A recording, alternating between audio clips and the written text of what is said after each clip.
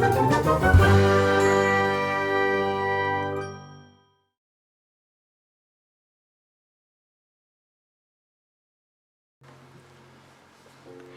everyone! Look what came in the mail today. I'm so excited. Isn't it beautiful? When I found out that Stonehenge came up with a new paper in the Aqua line, which is watercolor paper, I just was so excited because it's 100% cotton. It's cold press and it's black paper. Yes, black watercolor paper, 100% cotton. Woo! So it's like the regular one, the regular white one, which is also 100% cotton, also 140 pounds. This one also is 140 pounds, but it's all black. So what can we do with black watercolor paper? I have no idea. All I can see that it's an actual pad. There's only one side with the glue, whereas this one here, it has glue. Well, you can't tell anymore because I've used it a lot, but there's glue on both sides, so it's almost like a block. Almost, it comes off pretty easily, so that's why it's like that now. But the texture, I don't know if you'll see it very well here, but the texture is pretty much the same. Let's see, I don't know how you can compare it. Maybe you can just take my word for it. So today what I'm gonna do is try it out. I'm gonna try swatches with different medium. Let's see. Well, I wanted to tell you also the pad has 15 sheets in it. This one is a 9x12, but I'm not gonna use this one. I'm gonna use the baby one because it's so cute. Look. So it's an ACO format. It's 2.5 inches by a little bit longer, 3.75. And I thought to try it out, it would be a great idea. So what should we start with? I think we should try it with, because it's watercolor paper, we should start with normal regular watercolors, and we can, this is mostly Daniel Smith and Amgram and Core watercolors. So let's see.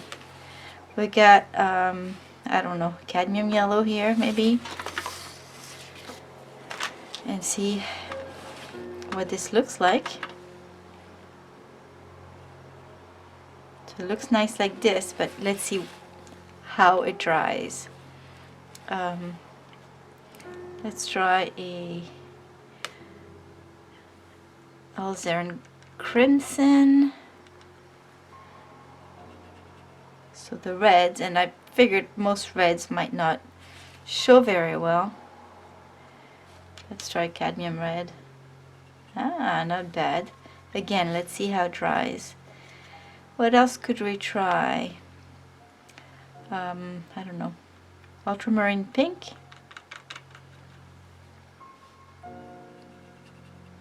So I have a feeling that the very transparent watercolors won't show very well, but the more opaque ones will show better. Let's see. Let's try an ultramarine blue.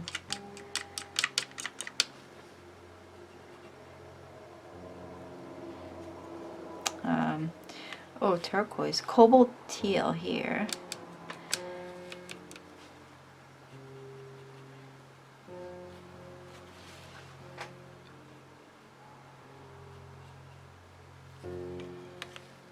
And turquoise next to it. Is that a turquoise? I thought it was. Yeah, it should be a turquoise. It doesn't really. It is. You really can't see it. That's interesting. It looks almost like the ultramarine blue. So yeah, with watercolors you're really gonna have to choose your colors carefully, because they're not gonna show very well. So I think we should try some Gouache Tombi watercolors now. These are more opaque and they should work better.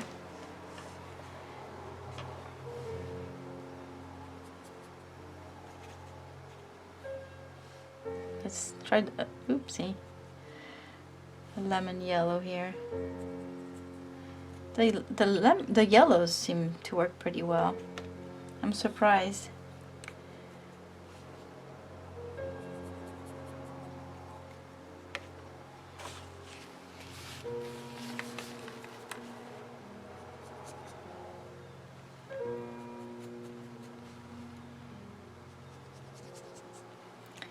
We could try to do a wet on wet.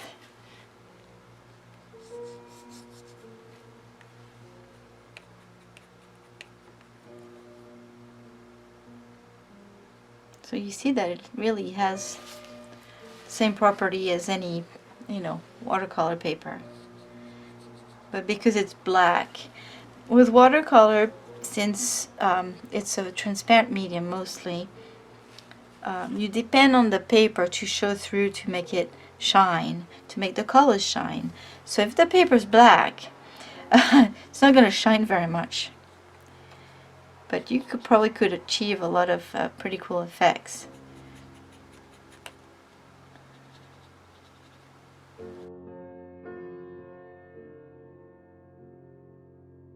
Another type of watercolor I would like to try is the Finetec pearl colors, because I'm guessing any metallic paint, any metallic watercolor would work wonderfully on this. Actually, I could try the metallic Gouache Tombi that I have here.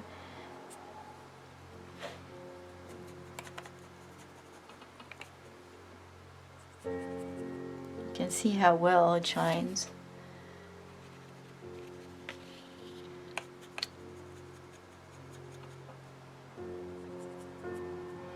And even the pearlescent white should work pretty well.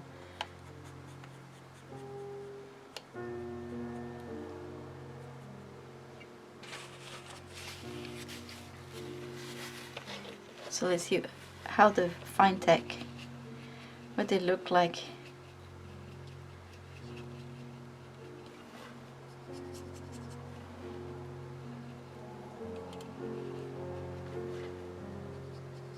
That's not bad at all.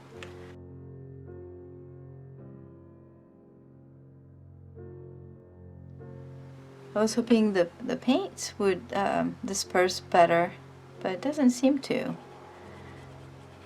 I wanted some beautiful cauliflowers, but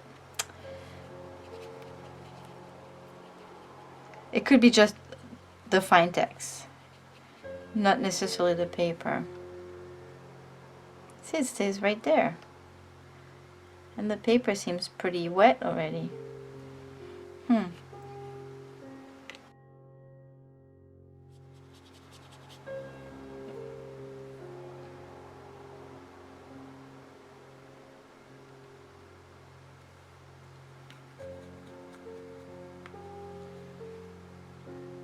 See?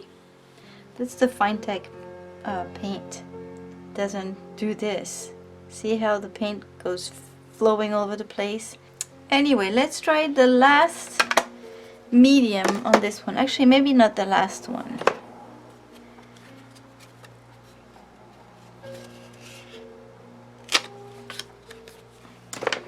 And that's kind of the main reason why I bought this paper. It's to use it not with watercolor, because I'm not sure it will work very well, except if you use some metallic ones, but mostly with gouache. because they're way more opaque than watercolors, and I have a feeling they will look very good on this paper.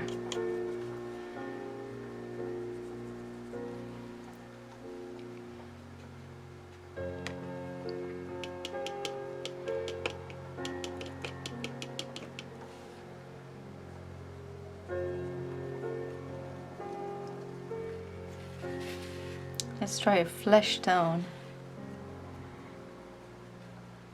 Flesh color gouache. I think that's Winsor and Newton. Look at that.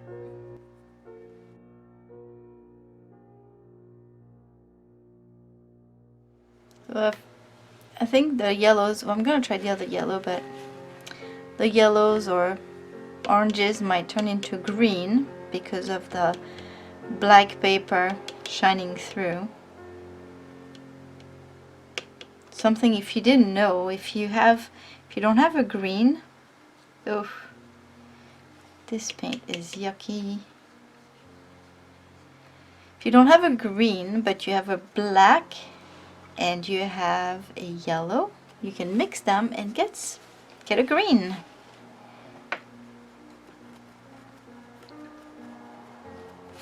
See? Because you have the yellow here and you have the black shining through, and you see how green it is?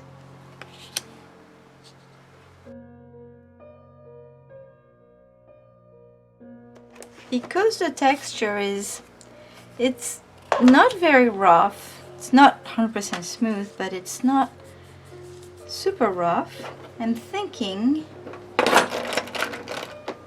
could work well with gel pens. Look at that.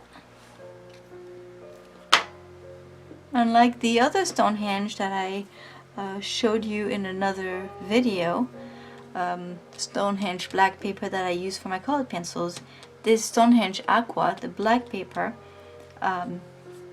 it doesn't absorb the color very much, and we can try a few more.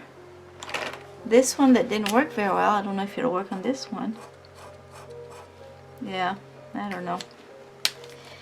But something that I'm curious to try with this paper is my Posca markers. The small ones. The big ones would probably work the exact same way, but let's see.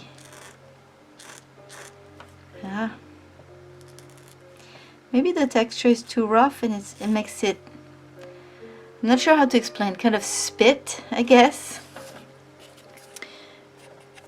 It's a plastic nib, and the sound that you hear on the paper kind of makes the it's the resistance of the little bumps on the paper, and it kind of makes the ink splatter a little bit, and you can see it with these lines here.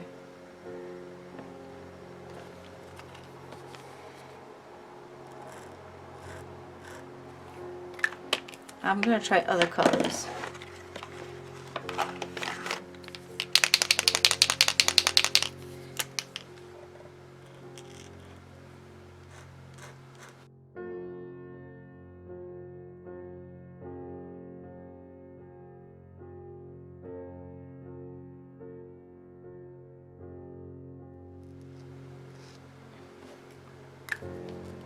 Last thing I want to try, promise. Actually, I lied. It's not the last thing I want to try. Look what I found. Keep on finding stuff I want to try on this paper. So we have the Wink of Luna, sorry. Let's see how this one goes. Haven't used that in a while, so this comes out really nicely.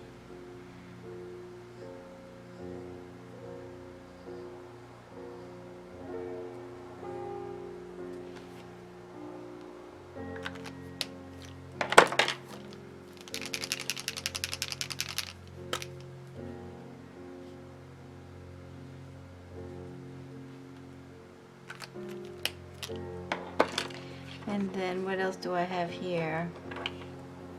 This is a Pentel, what was it called? A dual metallic. So depending on if you're writing on the a white paper or black paper, you don't have the same colors. So so here, when you write on the blue, when you write on the black paper, it's mostly blue. Actually, it's funny because it dries green. On the white, it's just blue. But on the black, first as you lay it on, it's blue and then it dries green.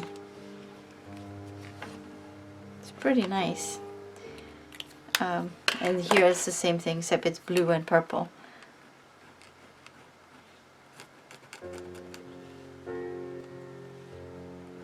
So it's mostly blue on the black paper and purple on the white paper. Anyway, let's see. Gold pen here. Ooh, nice. We have, this is the same as the white bit marker that I tried here, but it's copper. And actually I have a silver too somewhere. That turns out pretty nice. And then this is liquid chrome by Molotow, and that's a beautiful marker or beautiful paint. It works better on smooth surfaces. It looks like it shines like a mirror, really. When it dries, it's just super smooth. Can I make it shine here for you guys? Yeah, I don't know. But anyway, and here, let's see. Oh, that's pretty.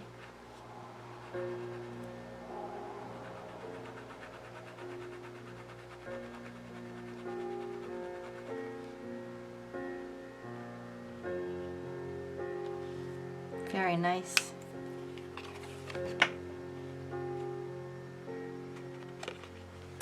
So, yeah, this paper, I guess just like mostly darker tone papers, it works best with either shiny mediums or opaque ones. Now that we have these that have dried, you can see that the gouache is really, it really comes out nicely, and the shiny watercolors do too. This is a watercolor, and I think it's a little dull. It works, but it's a little dull, I think. It's better with white paper, I'm sure. And that's the Gonzai Tombi, which is about the same. So that's it. Well, let's see if we can lift any of these colors from this paper.